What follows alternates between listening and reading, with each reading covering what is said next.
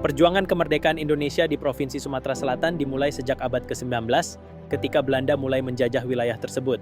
Berikut adalah sejarah lengkap perjuangan kemerdekaan Indonesia di Provinsi Sumatera Selatan. Masa penjajahan Belanda, Belanda mulai menjajah Sumatera Selatan dan mendirikan pemerintahan kolonial di Palembang. Pada tahun 1817, rakyat Sumatera Selatan melakukan perlawanan terhadap penjajahan Belanda, tetapi perlawanan tersebut dapat dipadamkan oleh Belanda. Pergerakan nasional pada awal abad ke-20, pergerakan nasional Indonesia mulai berkembang di Sumatera Selatan. Banyak tokoh nasional seperti Agus Salim, Fakhruddin, dan Muhammad Yamin yang berasal dari Sumatera Selatan dan berperan aktif dalam pergerakan nasional. Perang Kemerdekaan. Setelah proklamasi kemerdekaan Indonesia pada tanggal 17 Agustus 1945, Sumatera Selatan menjadi salah satu daerah yang paling aktif dalam perjuangan kemerdekaan.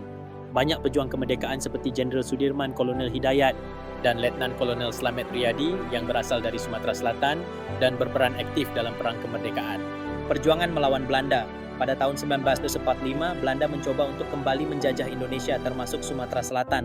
Rakyat Sumatera Selatan melakukan perlawanan terhadap Belanda dan berhasil mempertahankan kemerdekaan Indonesia. Peran tokoh-tokoh nasional. Beberapa tokoh nasional yang berasal dari Sumatera Selatan dan berperan aktif dalam perjuangan kemerdekaan Indonesia adalah Jenderal Sudirman, seorang jenderal yang berperan aktif dalam perang kemerdekaan dan menjadi salah satu tokoh nasional Indonesia. Kolonel Hidayat, seorang kolonel yang berperan aktif dalam perang kemerdekaan dan menjadi salah satu tokoh nasional Indonesia. Letnan Kolonel Slamet Riyadi, seorang letnan kolonel yang berperan aktif dalam perang kemerdekaan dan menjadi salah satu tokoh nasional Indonesia. Agus Salim, seorang tokoh nasional yang berperan aktif dalam pergerakan nasional dan menjadi salah satu tokoh nasional Indonesia. Fakhruddin, seorang tokoh nasional yang berperan aktif dalam pergerakan nasional dan menjadi salah satu tokoh nasional Indonesia. Kesimpulan, perjuangan kemerdekaan Indonesia di Provinsi Sumatera Selatan dimulai sejak abad ke-19 dan berlangsung hingga tahun 1949.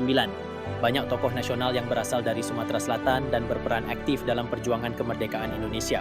Perjuangan kemerdekaan Indonesia di Sumatera Selatan merupakan bagian dari perjuangan kemerdekaan Indonesia secara keseluruhan.